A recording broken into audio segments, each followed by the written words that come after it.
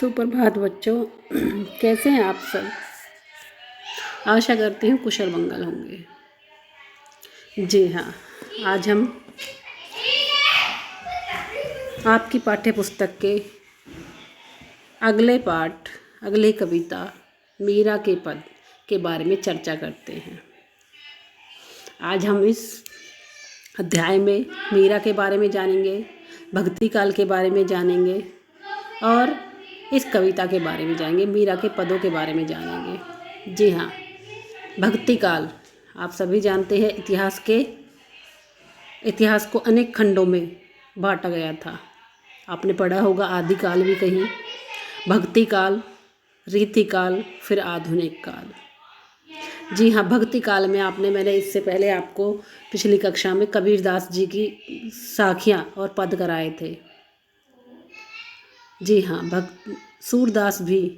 कबीरदास भी भक्ति काल के ही कवि हैं। सूरदास भी भक्ति काल के ही कवि हैं। अनेकों कवि भक्ति काल में हुए जो सगुण भक्ति पर बल देते थे। सगुण और निर्गुण, मैंने दो भक्ति पहले ही बताई थी क्योंकि भक्ति दो प्रकार की होती है, एक सगुण और एक निर्गुण। निर्गुण भक्ति में कोई आकार मीन्स जिसे हम साक्षात नहीं देख सकते, जिसके गुणों को हम नहीं देख सकते, और सगुण भक्ति में हम उसके आकार को, उसके गुणों को प्रत्यक्ष रूप से देख सकते हैं, चाहे वो हमारा कोई भी आराध्य हो, कोई भी हमारी शक्ति हो। ठीक है, जिसे हम पूजते हैं, जिसे हम मानते हैं। चलिए मीरा के बारे में थोड़ा सा जान लेते हैं। मीरा का जन्म सन 1498 कुड़की गांव, जो मारवाड़ रियासत में हुआ। प्रमुख रचनाएं मीरा की: मीरा पदावली, नरसिंजी रो मोहरे, मृत्यु 1546 ईस्वी में हुई। मीरा सगुण धारा की महत्वपूर्ण भक्त कवित्री थी।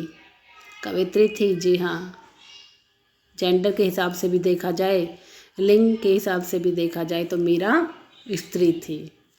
मीरा के बारे में क्यों पढ़े कि स्त्री होकर उन्होंने कैसे पदों की रचना की, आज के संदर्भ में ये बहुत महत्वपूर्ण है। कह रहे जब हम मीरा के बारे में थोड़ा सा जानेंगे तभी हम मीरा के बारे में अच्छी तरह से पहचान पाएंगे, मीरा को समझ पाएंगे कि स्त्री होकर उन्होंने कितने अच्छे पदों की रचनाएं की, कैसे श्री कृष्ण की अनन्य उपासक बन गई और देश विदेश में ख्याति प्राप्त की। कह रहे यदि हम मीरा के बारे में नहीं जानेंगे, पदों के बारे में नहीं जानेंगे तो कह रहे तो फिर इसका पढ़ने का फ़ायदा ही क्या। तो चलिए एक बार चलते हैं मीरा की तरफ। मीरा सगुण धारा की महत्वपूर्ण भक्त कवित्री थी। सगुण धारा मैंने पहले ही बताया था, निर्गुण और सगुण दो धाराएं थी भक्ति की। सगुण धारा में एक ऐसे उपासक, एक ऐसे आराध्य, एक ऐसे भगवान, ईश्वर या देवी शक्ति की पूजा करना, उपासना करना, भक्ति करना, जिसके सारे गुण हमें प्रत्यक्ष रूप से दिखाई देते हैं, जिनको गुणों को हम देखते हैं। कह रहे कृष्ण की उपासिका होने के कारण उनकी कविता में सगुण भक्ति मुख्य रूप से मौजूद है। कृष्ण की बहुत बड़ी उपासिका थी, भक्त थी, इसी कारण उनकी कविताओं में सगुण भक्ति का रूप मौजूद है, सगुण भक्ति देखने को मिलती है। लेकिन निर्गुण भक्ति का प्रभाव भी मिलता है, लेकिन कहीं कहीं उनकी निर्गुण भक्ति का प्रभाव भी उसमें दिखाई देता है। संत कवि रैदास उनके गुरु माने जाते हैं। बचपन से ही उनके मन में कृष्ण भक्ति की भावना जन्म ले चुकी थी। कह रहे बचपन में ही जब वो छोटी थी, छोटी आयु में ही उनके मन में कृष्ण के प्रति भक्ति की भावना जन्म ले चुकी थी। इसलिए वे कृष्ण को ही अपना आराध्य और पति मानती थी। इसलिए कृष्ण को ही अपना आराध्य, आराधना करने या उपासक और पति मानती थी। कह रहे अन्य भक्तिकालीन कवियों की तरह, अन्य मैंने बताया था सूरदास, कबीरदास, अन्य बहुत सारे कवि हुए भक्ति काल में। कह रहे उनकी तरह मीरा ने भी देश में दूर दूर तक यात्राएं की, दूर दूर तक घूमी। चित्तौड़ राजघराने में अनेक कष्ट उठाने के बाद मीरा वापस मेड़ता आ गई। मेड़ता की थी तो वापस मेड़ता आ गई। चित्तौड़ राजघराने में उनका विवाह हुआ, किंतु विवाह के बाद अनेक कष्ट उन्हें उठाने पड़े। यहाँ से उन्होंने कृष्ण की लीला भूमि वृंदावन की यात्रा की। कृष्ण की लीला भूमि है वृंदावन, वहाँ की यात्रा की।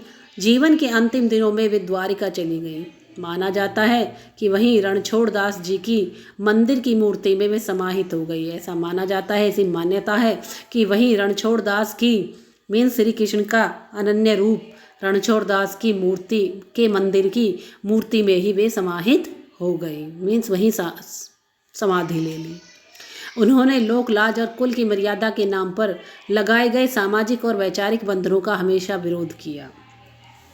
कह रहे पर्दा प्रथा का भी पालन किया तथा मंदिर में सार्वजनिक रूप से नाचने गाने में कभी हिचक महसूस नहीं की।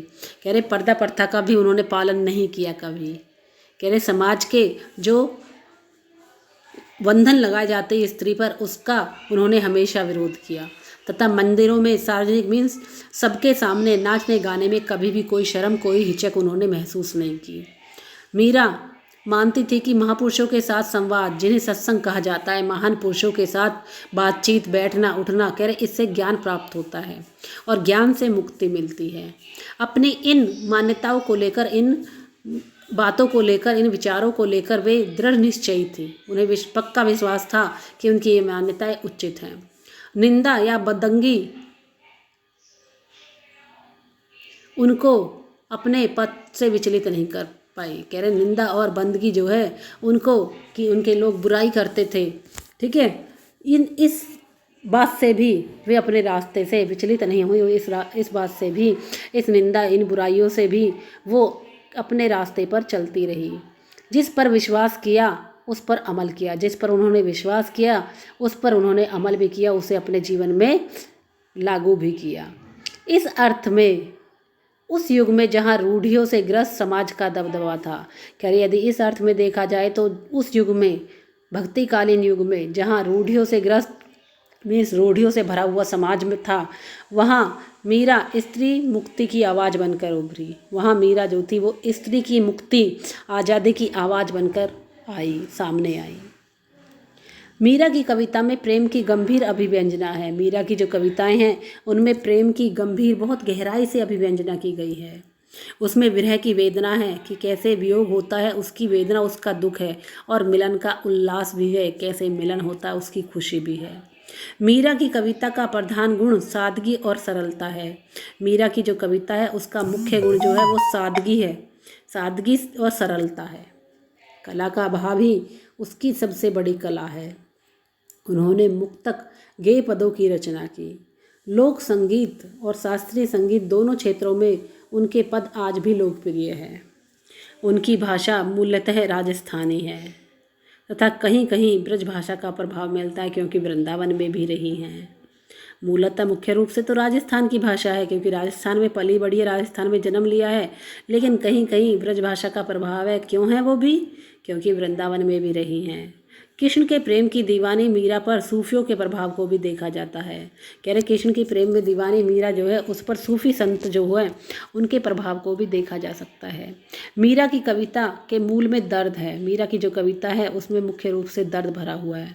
वे बार बार कहती है कि कोई मेरे दर्द को पहचानता नहीं है, न शत्रु न मित्र, कि कोई भी मेरे दर्द को नहीं पहचानता, न तो शत्रु पहचानता है, ना ही मेरा कोई मित्र पहचानता है। देखिए यहाँ प्रस्तुत पहले पद में मीरा ने कृष्ण से अपनी अनन्यता व्यक्त की है तथा व्यर्थ के कार्यों में व्यस्त लोगों के प्रति दुख प्रकट किया है कि लोग व्यर्थ के कार्यों में व्यस्त हैं, लेकिन कृष्ण के प्रति वो अपनी भक्ति को भूल गए हैं। और अपनी अनन्यता मीन्स उनके जैसा अन्य कोई नहीं है, इसको अपनी भक्ति को उन्होंने यहाँ व्यक्त किया है। कह रहे दूसरे पद में प्रेम रस में डूबी हुई मीरा सभी रीति रिवाजों और बंधनों से मुक्त होने और गिरधर के स्नेह के कारण अमर होने की बात कर रही है। कह रहे दूसरे पद में प्रेम के रस में डूबी हुई मीरा सभी रीति रिवाजों से, सभी बंधनों से मुक्त होकर, आज़ाद होकर, गिरधर के स्नेह, गिरधर के प्रेम के कारण, श्री कृष्ण गिरधर, श्री कृष्ण का दूसरा नाम, कह रहे उसके प्रेम के कारण अमर होने की बात कर रही है। दोनों पद नरोत्तम दास स्वामी द्वारा संकलित संपादित मीरा मुक्तावली से लिए गए हैं।